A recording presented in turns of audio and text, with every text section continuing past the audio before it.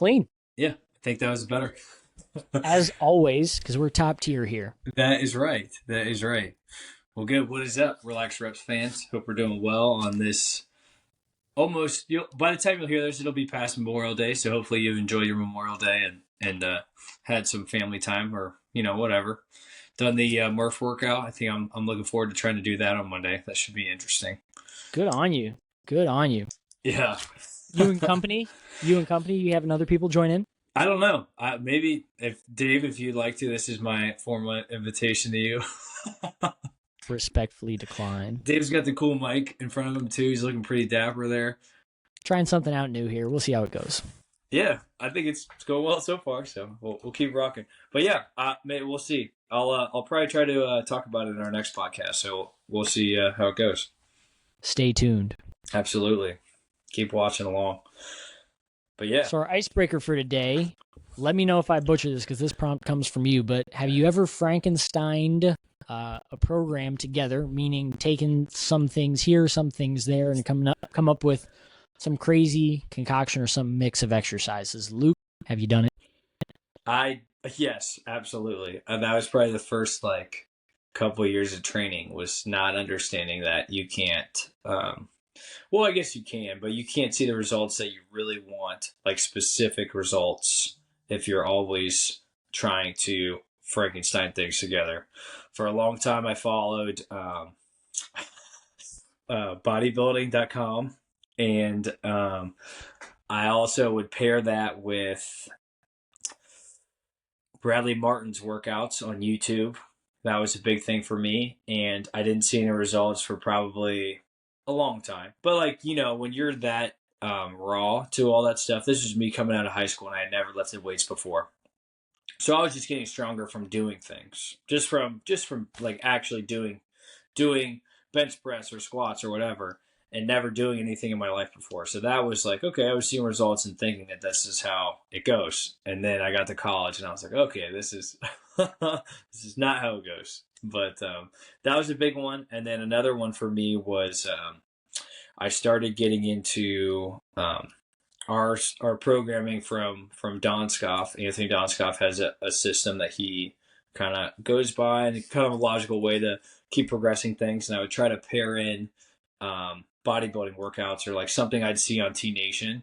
And I'd try to fill in the days. So if I had 3 days of programming with Donskoff, I'd try to fill the other 2 days with a T Nation workout or something else I'd see somewhere, and then maybe do something on a Saturday.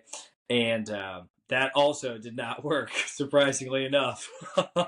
It was way too much volume. And I remember at one point, this was the first time I ever thought I had been overtraining. And I was like, man, I actually feel terrible. I don't know. I've never had rhabdo, so I don't know what that feels like. But I was like, this is probably as close as I can get to actually having to go somewhere and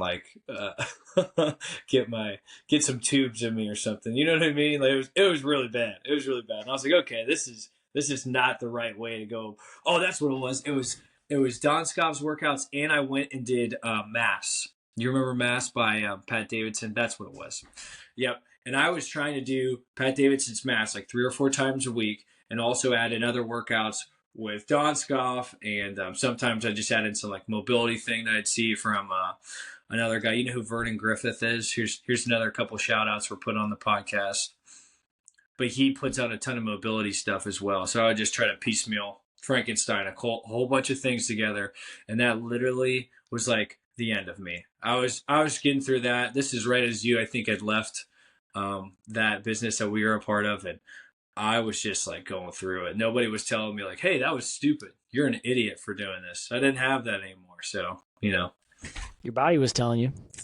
I figured it out eventually, but it took a while. Yeah, I mean, at least you pulled from sources that you saw and heard from and looked up to.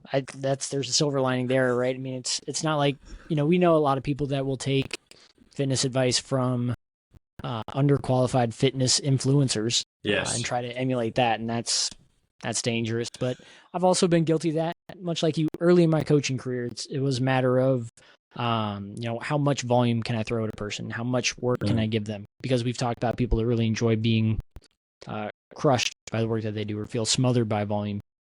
So a lot of it was, just trying to find brutal pairings to put together. Yeah. And of course, a younger Dave was up for doing those workouts himself. So I've been guilty of it. You put your arms with your abs and you get a great pump and you have a fun day, and it's fun for a day if that's kind of workout you're in for, but it does not sustain long-term results. It's so tough to keep that going. So I'm definitely guilty of that. And that takes us, I would say, right into our first. Well, we have a couple of topics we want to dive into, but it really correlates with one of them being piecemealing programs together, taking some of this, some of that, and put it together because I want to get big and I want to get strong and I want to get faster. I want to do this and that and all. I want to do all the things. And though well intentioned, it does not yield the best results. No. So I did a little bit of thinking beforehand here, which is rare, but I think it's so important that a client starts with what it is they want to accomplish out of a program, because there's no reason you can't get stronger and bigger and faster. All of them can be accomplished, but anytime you try to chase all of those adaptations, you're lessening how far you're going to progress with any specific one, right? So the mental framing I like to think of is if I can wave a magic wand and get you one result, what is that thing that you want to see, And that needs to be kind of the bedrock of the program that you're taking on. Like if the goal is to get more powerful and you're doing sets of 25, we're not training like we're trying to adapt to a power stimulus, you know what I mean? Yeah. Or if we want to get stronger, we want to build our absolute strength and we're doing a set of 20 to 25 reps or 15 to 20 reps.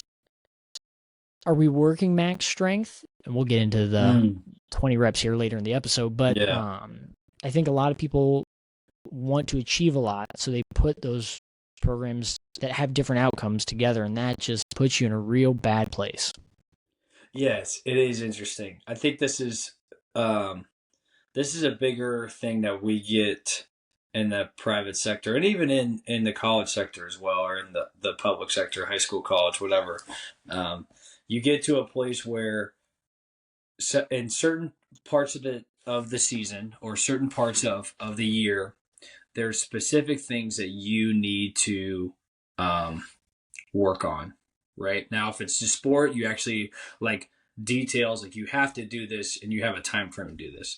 Now, if this is just a personal training client, my thought is, let's say it's summer, right? People want to get bigger, people want to get stronger.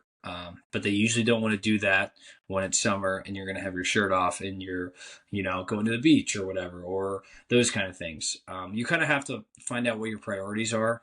And it kind of talks about goals a little bit as well.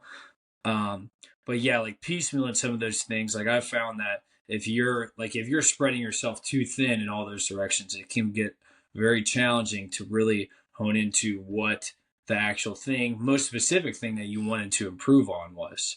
And for me, it was just like I wanted to get better at football. And then I was doing all these bodybuilding workouts. And then I was doing all these other things that weren't going to get me better at football, just going to leave me more tired and not prepared for practice or prepared for the games. And until I got some real education or started seeking out more education, I think that's where the change really happened in my career and in my playing career and in how I train people and how my life's kind of transitioned from that point. So, yeah. To put it in like a practical lens for people listening, if you're doing, like Luke said at the beginning, 3 days a week of hypertrophy work and you're filling in the other couple with strength work or circuit work, metabolic work, it's really tough to allow your body to get stronger when you're also smothering it with the volume of metabolic work, smothering it with the volume of hypertrophic work. A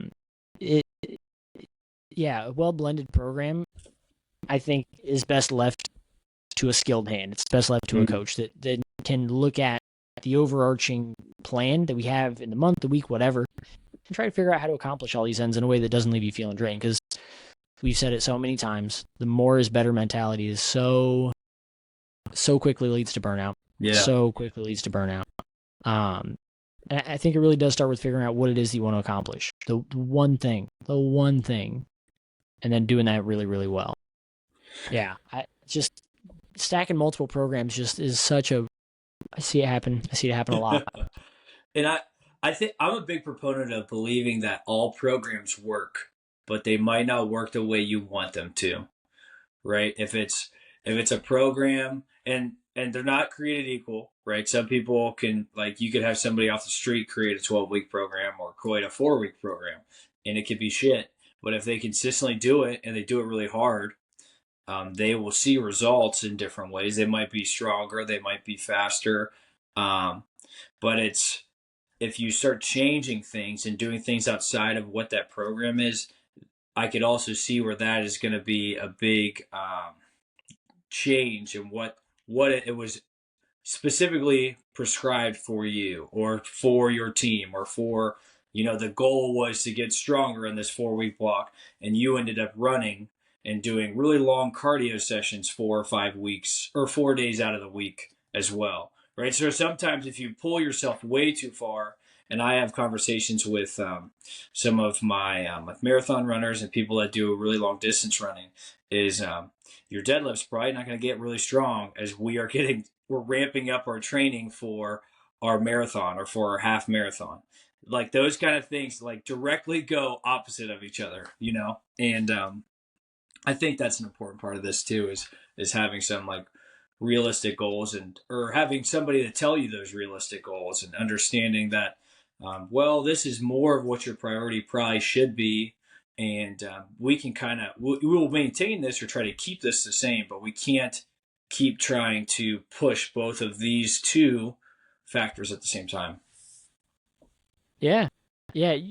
PRing a deadlift or a squat, a 3 rep max, 1 rep max, whatever, before race day just inherently sounds like a Man, bad idea. You're inviting so much more risk when the outcome should be focused on performance, but it's not. It's vanity, right? Because yep. I want to PR this and PR that and PR this other thing, and it's like, again, anytime you chase multiple ends, the odds of you really accomplishing any one specific goal, it lessens. It lessens so quickly. And Yeah. sometimes it's just by doing too. And I guess there's a small story for you. I also dabbled in triathlons for a minute. I did some big triathlon training. I trained for like 4 or 5 months for a triathlon in the summer while I was in college, and then I did it. It was at the Cherry Festival in Michigan. It was awesome. But going into that, like 2 days before I did it, I wanted to just go through the hills of Michigan and like train for it, and I did basically a full triathlon 2 weeks or 2 days before the actual triathlon. And I was so crushed, like destroyed. And then I do it on the Friday that we had the triathlon. It's like it was so bad. Like my legs didn't work. I couldn't feel my feet. My bike seat broke too, which was unfortunate. But like I doubled down and like literally was just so destroyed. I got through it and it sucked. And I know that I could have done better if I was just more educated on how to train.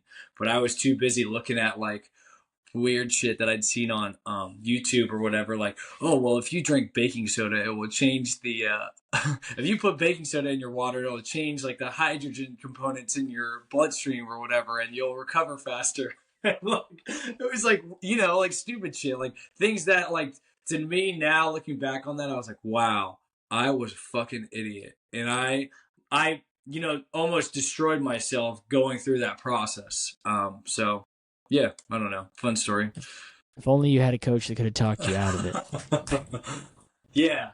Well, I guess I was interning for you at that time. I remember one of our coworkers giving me a hard time for doing all that, but it was a learning moment. I did a lot There of it learning is. through these internships, and that's a whole other thing. We could talk about internships. Like I think you learn so much more valuable information from watching people and watching like mistakes that people have other had and learn from other people's mistakes, because then you're ahead of the curve when it comes to this kind of stuff, because that was so early in my career. I couldn't even drink yet. I think I was like 20. So then it's like, there's a lot more learning that you can do in that time that you can pick up on by just listening to people and like having them share their insight on things. I was thinking about this the other day when you're talking about getting experience, making mistakes, learn from it. Like you and I have both heard the old adage that 10 years of experience is very different than a year of experience 10 times over, Yeah. right? You can repeat the same mistakes over and over and over and not learn from them, or you can learn and grow across that decade. And that got me thinking about the difference between experience and expertise. Because again, as coaches, you leverage those in the weight room. That's why you're there. That's why you do what you do, because you have experience and you have expertise. And those sound similar, but I think of them a little bit differently. Like experiences, I've been here before. I've done this. I ran into this issue. And expertise is I've figured out what to do, right? So you want someone that has not just experienced what you experienced, but you want someone that has expertise to navigate you through it. Both are good, but you need both of those components. I don't know. That's just a framework that I've been kind of thinking about and exploring a little bit lately. But speaking of, taking pieces and parts of programs, that got me down another rabbit hole of clients that do part of a workout. Happens a lot, right? Yeah. I'm short on time, so I took this 60-minute, full body day, and I skipped the warm up. I did the main lift, and then I did abs, and I called it a day because I was short on time. And I get where it comes from. I get it, and I got feelings on that. So I think when we're making modifications, a coach knows what we can omit and what we cannot omit with the goal in mind. So when we start as the client, just taking out what we don't want to do, what we don't like doing, what we can easily find an excuse for not doing, it creates a very slippery slope. Sure does.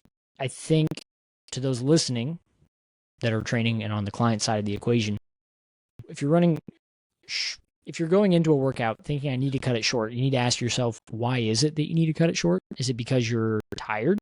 That's one problem to solve. Is it because you're short on time? Is it because you have high levels of stress? Is it because you just don't want to do it? Is there something, you got to figure out what that is, because that is going to impact what changes you need to make to the program. Meaning, like if we get into the day and you realize you're stiff, you're sore, you're aching. Okay, a couple of ways we can handle that, right? We can deload things. We can omit some of the finisher stuff that you might enjoy more, but actually doesn't serve us as well. What we can't do is we cannot omit some type of warm-up, some type of prep work.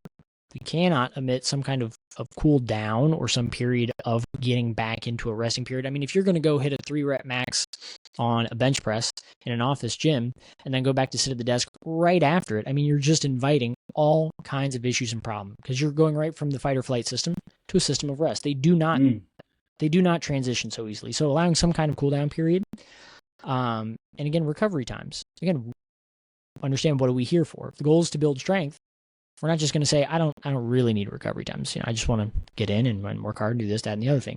Strength requires recovery. We're not going to admit that. So how you change the program depends on how you're feeling going in, if you need to, right? Versus, I just don't want to do it. Well, that's a different problem to solve. Yeah. You're going to do it. Like you're going to do it. But I just think it's interesting that a lot of times, especially in a digital space, people are inclined to shorten their workouts, which again, I'm not saying it's without cause, but it needs to be done intelligently. You know what I mean? It's powerful, Dave. That is powerful. I just run into it a lot. It's like I would do the same on the client side. Yeah. But I can do that because I understand what we can omit and what we can get away with. So I think it makes sense if I'm cutting out certain, parts and pieces. But if we're going to skip the bench press because we want to do the arm finisher, it's like, what are we doing?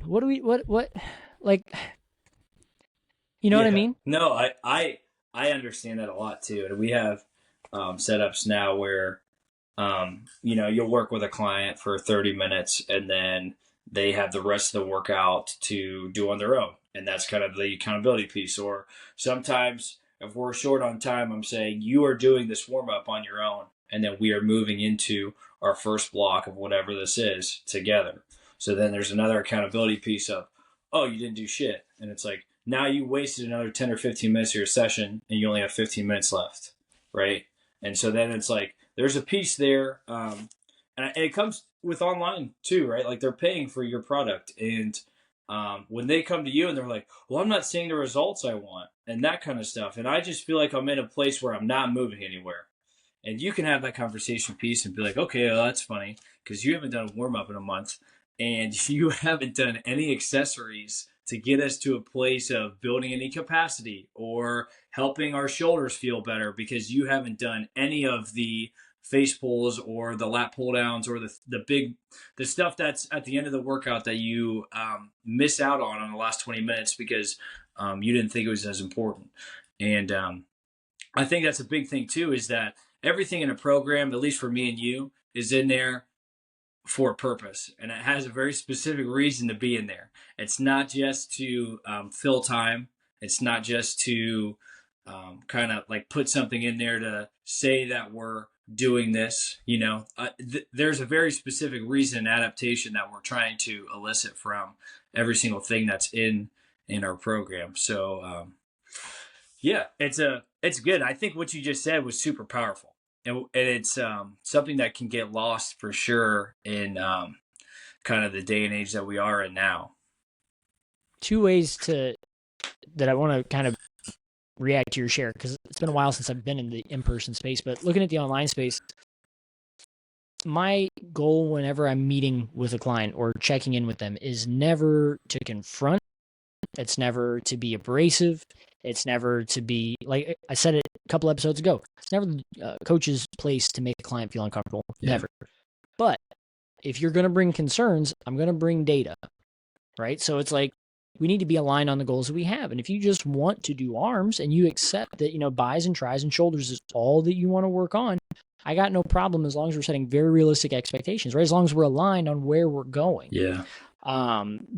If the goal is strength and you say, I want to get stronger, but I don't want to squat or deadlift or bench or do chin-ups, I'm going to say it's really going to be tough for us to recruit larger motor units to build strength. I'm going to be real with you there. So now we need to find a path that we can align on. Otherwise, it's all for naught. It's pointless. So as coaches, it's very easy to be like, well, you didn't do. It comes down to it comes down to us making sure that we're aligned on whatever plan we have in place and being very realistic. I'll educate all day long. I'll educate in a longer-winded way than most clients would want to listen to about the physiology and how we're going to get there and how we're not going to get there. So that's the online side of it. But the in-person side, I used to work at a pretty large commercial gym where sessions were just shy of a half hour. And it was much like you were saying, when someone comes in, I'm under the expectation that you're coming in prepped and ready to lift and to go. You don't just walk in the door, with just your outdoor gear on, just take a jacket off and hop under a barbell. We need some kind of prep work, whether that's mobility, whether that's prep sets, whatever it is. We need something. Even, again, we talked about this on an episode prior, even if it's on the treadmill, I'll take that from some people. Everyone's in a different place. Yeah. But in person, you have to try to hold the client accountable. And it's like, I can't make you warm up. I can't make you prep for the session that we have, but I can ensure your safety by eating into your 30 minutes with the prep work that you should have done beforehand. Yes. And then we're going to get into the back half of, that session that we have, and it's going to be time to lift, and I'm going to have to leave because our session ends. You have 30 minutes with me, and we're going to spend it on prep work. We need to be aligned. You need to be bought into what I'm trying to do here. And again, if I give you work to do on the back half, I expect you're going to do it, not just, walk off and head out the door. Yeah. So for the in-person stuff, or like you said, people that may show up late, I think the first couple episodes that we did, we talked about boundaries. A little bit about that. Yep. And as a young coach at that time, I didn't have the skills. It was either I'm not sticking around because you're late, or I'll stick around and then I'll just be kind of resentful on the drive home. And both of those are so toxic. Yes. Right? But as you get older, it becomes a conversation of, hey, I want to respect your time and mine, so I'm going to hold this boundary. You have from arbitrarily 7 to 7:30 with me. You showed up at 7:20. The amount that we can do is going to be pretty restricted, because you didn't try to reschedule it. You showed up late. I didn't hear from you. So we got to work with what we have. So let's do 10 minutes of something valuable with our time. That's a much better sell than, all right, let's go work out, I guess, and that's, again, experience and expertise. I can only say that as well articulated now because I've been in that place and I've not handled it as well before in my younger years. Been there, done that. And I could have handled it better. That's just learning. So yeah. Any other thoughts? That's life though too, right? I think there's stuff like that in every profession, and I think it's like kind of reflecting back on that. I've had my fair share of stupid shit like that. So it's and I still struggle with all those things, right? It's not something that's like really easy to have these conversations and go into that, but yeah, Crucial programming, conversations. You said it, yes, I think, an episode or two ago, right? If you don't have the skills, it's an intimidating space to step into. So yeah, get the skills, right? yep, and know what you want, and I guess with the piecemealing programs, like know that. Know how to achieve what you want, and if you have questions, like reach out to people that you think have the answers, and if they don't have the answers, keep looking for people that have the answers that you are looking for, um If you have a coach, lean on your coach. yeah, Some of my most, I don't know the most polite way to say this, but my rock star clients say, hey, I need to shorten this day or tomorrow. Can you help me either pivot or recommend what I need to omit? Like help me come up with a plan for today because I'm strict on time. I love that question. yeah, Of course. Let's dive into it. We'll talk about this, and I'll get you set and rocking and rolling. It comes down to communication, though. So if you have a coach, lean on them.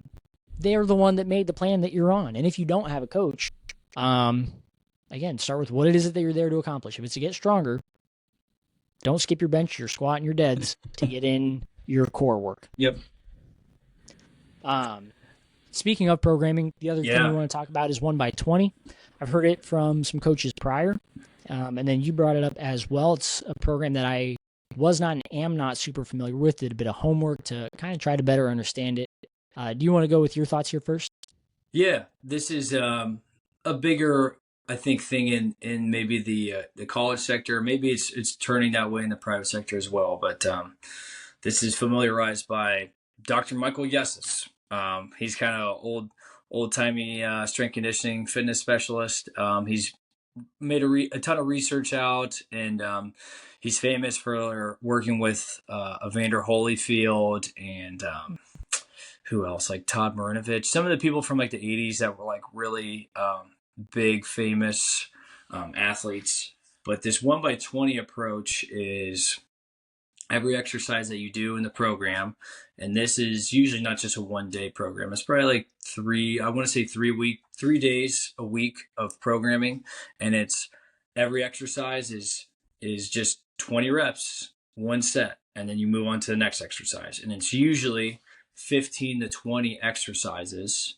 So a lot of different variety in that sense, and yeah, that's kind of the background of the 1x20 approach. A lot of people have strong opinions on either side, and I thought it'd be something that'd be interesting for us to chat about and what our thoughts are on that.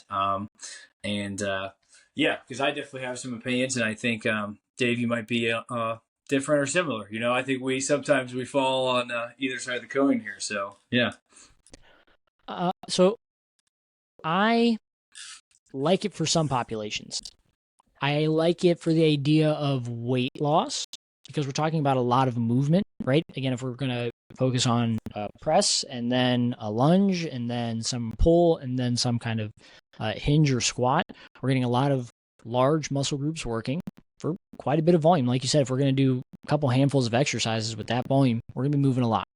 So I like it for the idea of a client that's after weight loss. I like it for hypertrophy work, kind of. yeah, The only thing is, I think it would be good for, again, this is based on my understanding of it. I'm not sitting here in front of a study. I'm not sitting here as the guy that yep, wrote it. yeah, exactly. I'm not saying that my opinion is the end all be all. I want to be very clear about that. I like it for hypertrophy for people that are maybe newer to lifting or youth athletes. Yeah, For skilled and experienced lifters, I don't know if you're going to be able. We've talked about this before, you and I. I don't know if you're going to be able to load it appropriately to do enough damage to the tissue. Otherwise, your first couple reps are going to be crushing, or your back few reps are going to feel effortless. It's going to feel like a prep set. So I think with experienced lifters, you're going to run into a bit of an issue. I like it from the standpoint of kind of and this is how I understand it to be a tool. I like it from the standpoint of accumulation work or muscular endurance work. yeah. And from when I was doing my digging, if you progress it appropriately, meaning starting with 1x20, move to 1x15, 1x10, and you are able to load it more aggressively over time. to make it a more effective, rep range.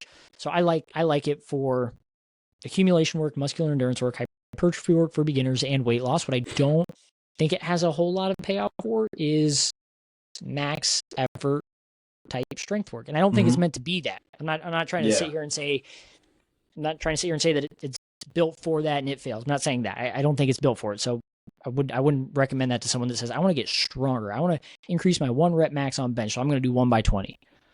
I'd say that's an odd place to start. But again, if we're starting there as the first block of 4 blocks, I get it.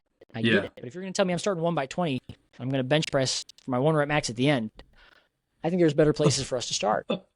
Yes. And just as a side note, I think the risk of I'm gonna get some backlash for this. I think the risk of injury is not there for me to be worth it. Meaning, it's really hard to load that effectively. I think. I mean, for the lay person that doesn't lift, right? They're either going to start with too heavy of a weight where they're hinging. It's like, I feel it in my back. Or they're squatting. You're like, I feel it in my back. Or they're benching. I feel it in my shoulder. Or they're going to feel nothing at all. So finding the right weight for a set of 20 reps, it's going to take some trial and error. Yes. And if you're doing it without coach supervision, again, I'm just think like a lawyer. I see a client trying to do it and just getting aches and pains because they don't know how to prescribe their weight accurately. Yes. Wow, I think we agree on this more than I thought we would. That's a good thing, right? Or, we were due for it sooner or later. Yeah, we were due. Yeah, I think me and you actually have a very similar idea of this.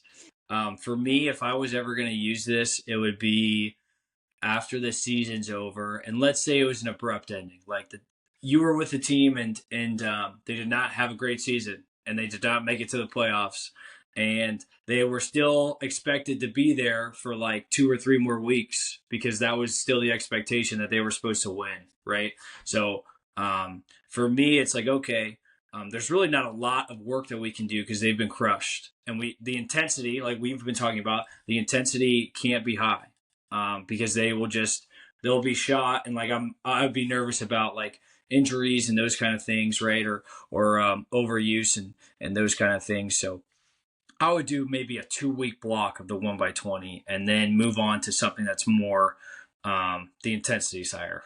Because I think for me, intensity is important, especially I'm just thinking in a team setting.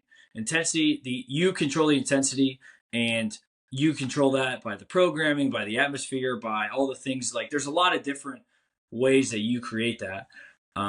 But if you have built in like 1 by 20, there's only so much intensity that you can bring to a session like that, and finding the weights that are selecting that are going to be good for you, right? A 20 rep max is ridiculous, trying to find a weight there. I even think like we could get into other stuff too, but even doing like a 5 rep max, I think is a waste of time if you're trying to really find like solid weights for that, or a 10 rep max. I know people talk about using a 10 rep max for like finding where their working 1 rep max is, if we're going to go into that kind of stuff. But also Michael Yesis talks about how he doesn't use any percentage based stuff. So I guess it's with kind of his philosophy, I can see where that it all kind of blends together, right? If you're trying to do the piecemealing thing and trying to like put some weight, like 1 rep max things, weights to the 20 reps and that kind of stuff, it can get a little heavy. It can get a little weird. And I can see where maybe just my philosophy wouldn't necessarily work with the 1 by 20. You know what I mean? Yeah. I think if you're trying to work up to a 1 rep max, I think there's value to 1 rep max, 3 rep max, and 5 rep max. I think anything above that, I think you're just asking for more math on your end as the coach and inviting more guesswork, which is not what you want to do with a bar over your face. So 1, 3, and 5, I'm fine with. But I don't know how you could do a 1 rep, or I don't know I wouldn't use percentages for that either because it is so high volume. Yeah. And I think it fits for an accumulation block. I think it fits for a muscular endurance block. I think it could work well for youth athletes. So when we work together, we would do a very slow tempo-based squat and hinge and press. And you could actually probably get similar time under tension for 3 sets of 8 with a slow tempo on a squat, for example, as you could for a 1 by 20. I think the total time under tension there might end up being a wash in total, and they're not going to be handing anywhere near maximal load. So again, I think it could fly there. But yeah, if you're going to piecemeal to bring it full loop like you were doing, if you're going to try to train for strength and work on 3 rep maxes, and then on your off days do 1x20, you're asking for problems. Yeah.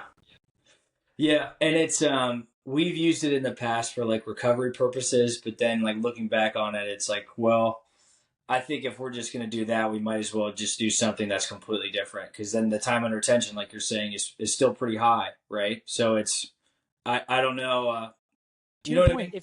if you're going in with it meant to be a recovery modality, I don't hate that. Yeah, I don't hate that. But if we're going into 1x20 trying to stack accumulation next to max effort, and you're not doing that with an experienced coach to build that into the yeah, week, oof, 1x20 and then coming back the next day to hit a max, good luck. Again, this is to the layperson, to the experienced strength coach. That can be done. yeah. It can absolutely be done.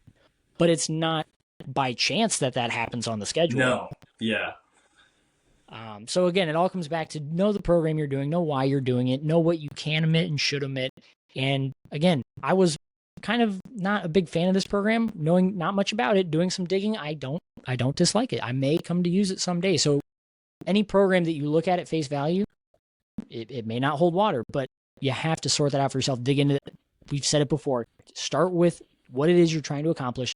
Then look at the methods. The method is 1x20. Lastly, look at the exercise you're choosing to put in. Always in that order. Always in that order. love that. That's a great way to end us.